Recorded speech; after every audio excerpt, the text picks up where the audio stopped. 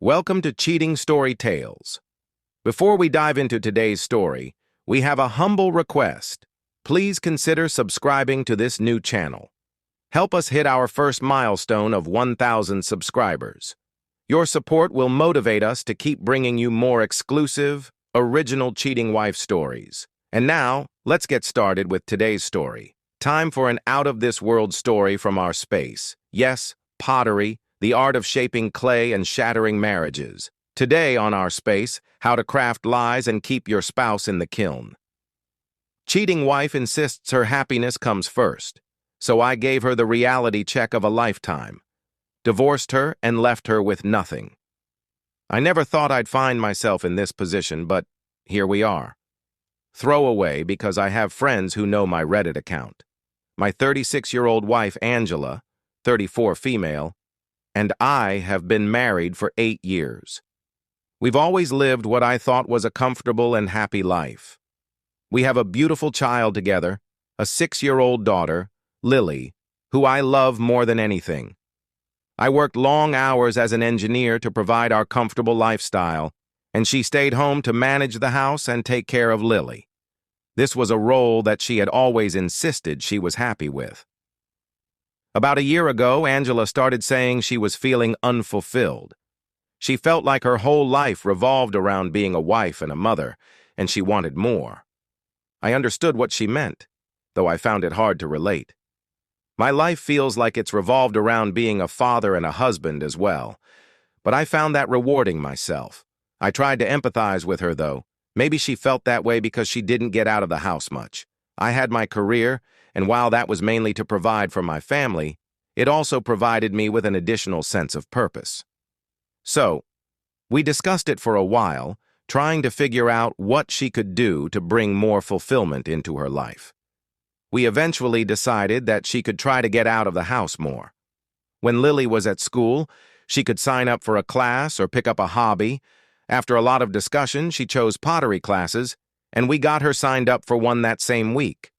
I thought that would be the end of her fulfillment issues, and for a while it was.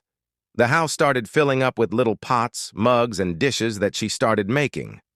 They weren't great at first, and they never really got any better, but I didn't pay any mind to that. It's not like she wanted to sell them or anything. For a while, her mood seemed to be improving. She was happier and had more energy. For a while, she was more engaged with me and Lily, spending more time with us. She talked about her pottery class with enthusiasm, telling us about her friends she'd met and funny stories that had happened during the day. For a while, I was glad. The pottery class seemed to be a great addition to her life, and our family was doing better as a whole because of it. But that's when things started to shift. It began when she started mentioning Janice, a new friend she'd made at her pottery class. I didn't have any suspicions about Janice at first. I was actually happy to hear that my wife had made a new friend. They would go out together after class, and sometimes they'd meet up for drinks in the evenings. It seemed like having Janice in her life was good for her. Sure, her new social life meant she was a little less present in the house sometimes, but I thought it was a small price to pay. Happy wife, happy life, as they say, and we really all were a little bit happier. But then things started going overboard. The change in my wife had turned her into a happier person, but there was a tipping point. The outings and time away from home started to become too frequent. She was becoming less attentive at home and spending less time with me. I would have been able to live with that, but she was becoming less attentive to Lily's needs as well. Angela wasn't as involved in her daily routine anymore. She'd forget to pack her lunch for school or miss parent-teacher meetings. Things that we'd agreed early on would be her responsibility. I had to pick those up in addition to my other responsibilities at home to make up for it. At first, I chalked it up to an adjustment period as we tried to find the balance with her new social life. But then other things started to pile up as well. She started coming home later, sometimes smelling of alcohol, and she would only give vague answers when I asked about her day. She would brush me off with excuses like, "We lost track of time," or "Janice had a rough day and needed to talk." The worst part was that she didn't seem to notice or even care how these changes were starting to affect Lily. Our daughter, who was used to doing everything with her mom, started coming to me instead.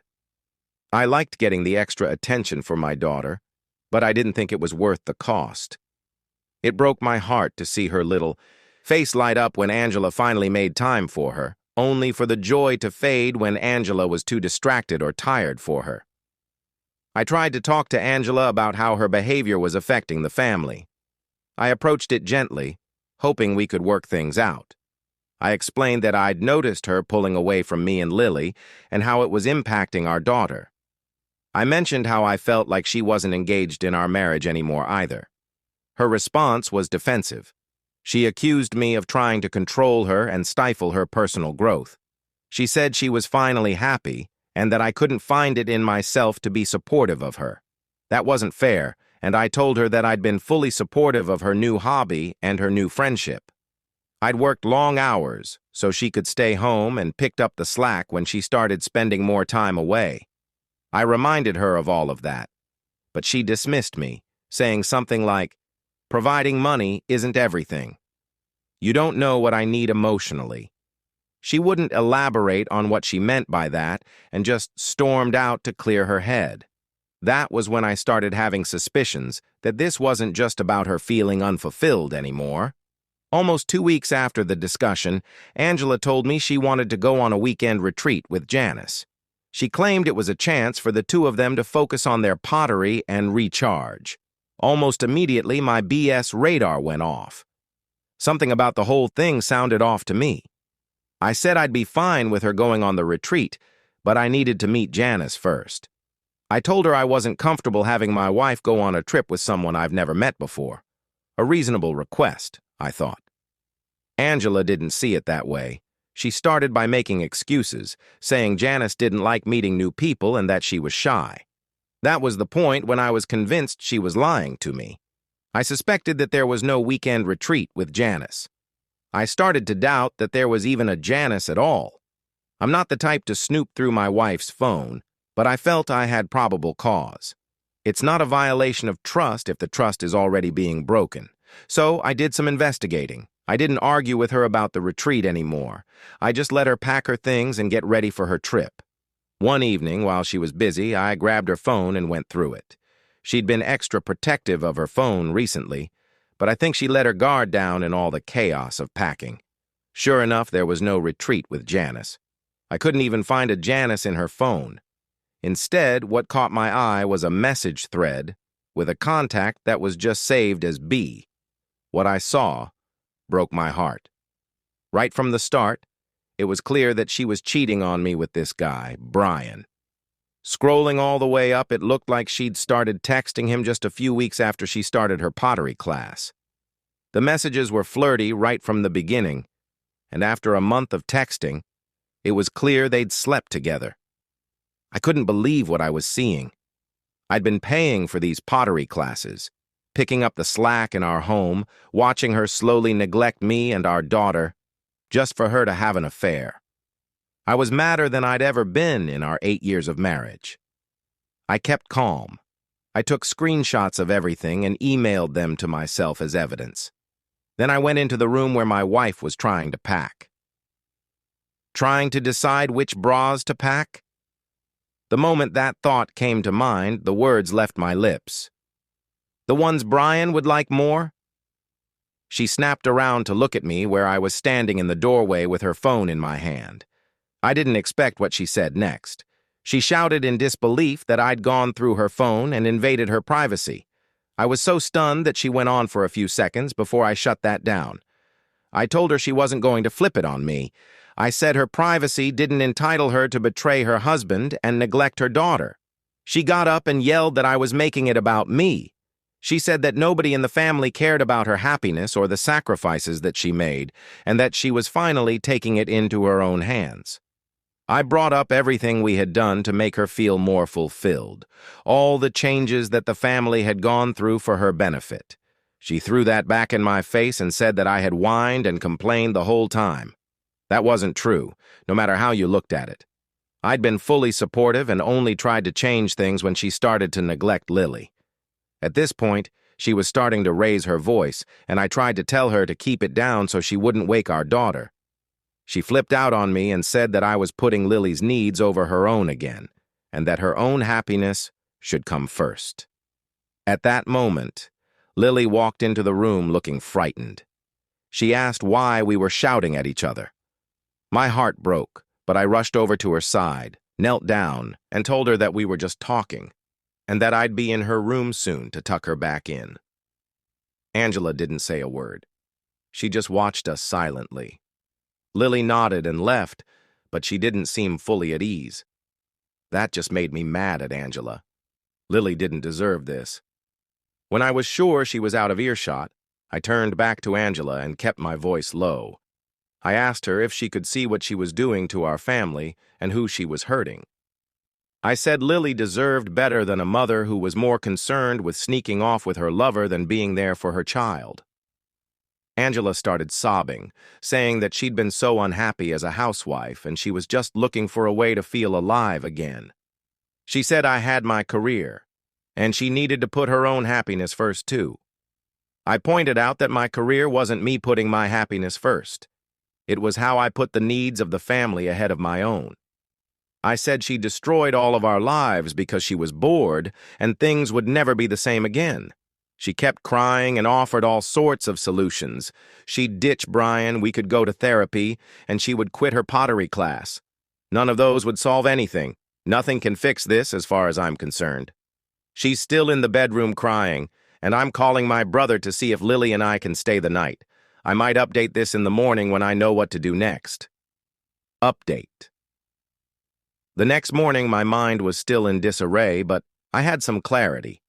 My priority was protecting Lily and making sure she was safe from any of the chaos. Lily and I had slept over at my brother's house the night before. Angela hadn't wanted to let me take her out of the house, but I wasn't going to leave her alone with her mom. I threatened her and told her that I'd tell her parents about what was going on if she tried to stop me. Immature? Maybe.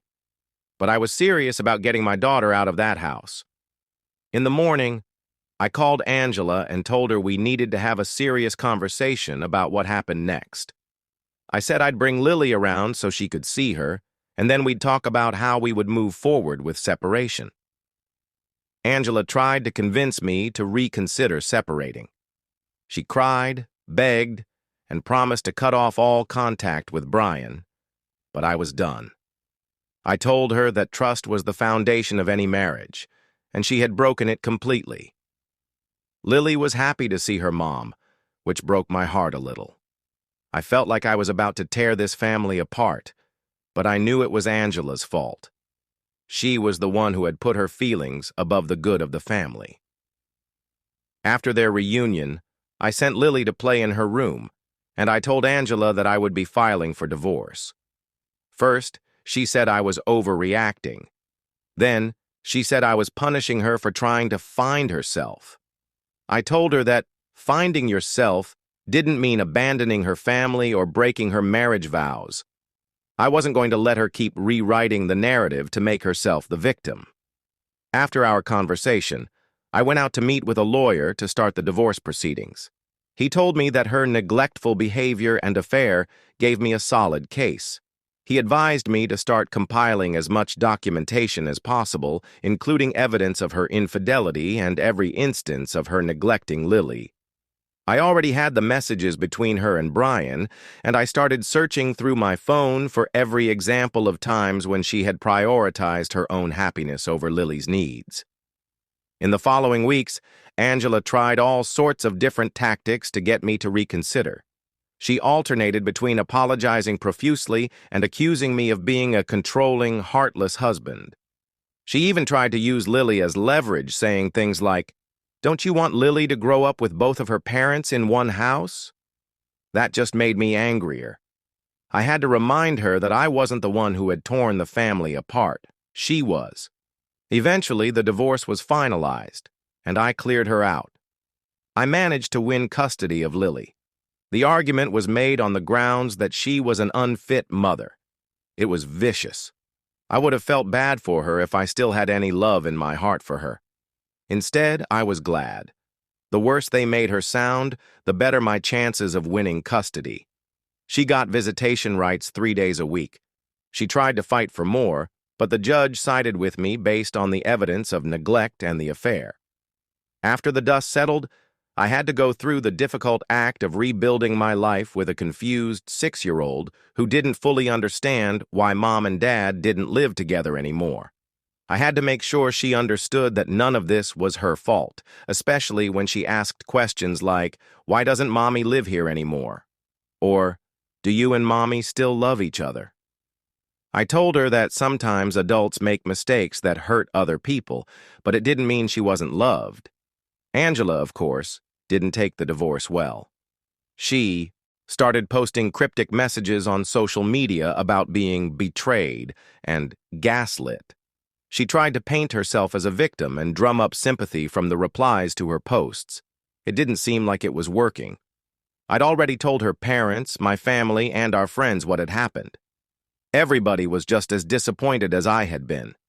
Some of them had even told me that I was doing the right thing for Lily. Financially, Angela wasn't left with much.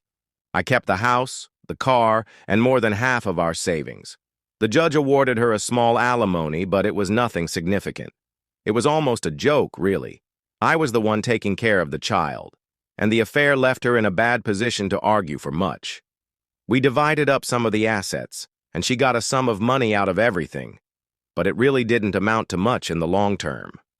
She was probably going to burn through most of it before she could get a job.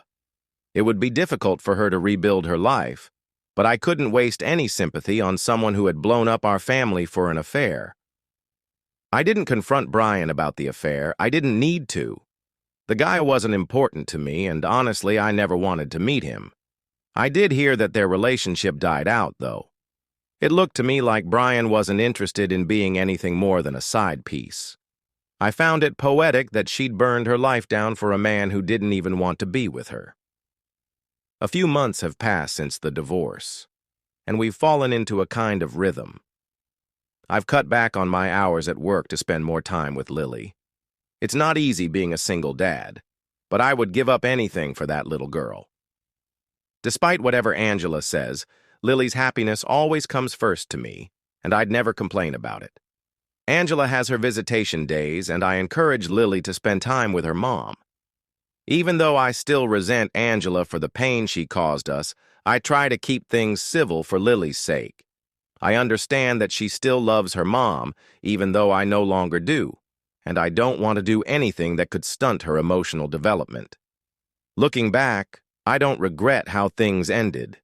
Angela insisted her happiness came first, and I gave her the freedom she desired. It had been painful, but I did what I had to do for the good of my daughter. One day, when she's older, I'll let her know what really happened, and I hope she'll understand that everything was for her. It's frustrating, but not surprising, that Angela's trying to rewrite the narrative to make herself a victim. I mean, don't they always? The fact that your family, friends, and even the court supported you speaks volumes about the fairness of your actions. Lily is lucky to have such a devoted father. She'll see one day just how much you sacrificed and fought for her. Do you think OP did the right thing? Why? Or why not? Share your thoughts with us in the comments below, and thank you for joining us today on our space.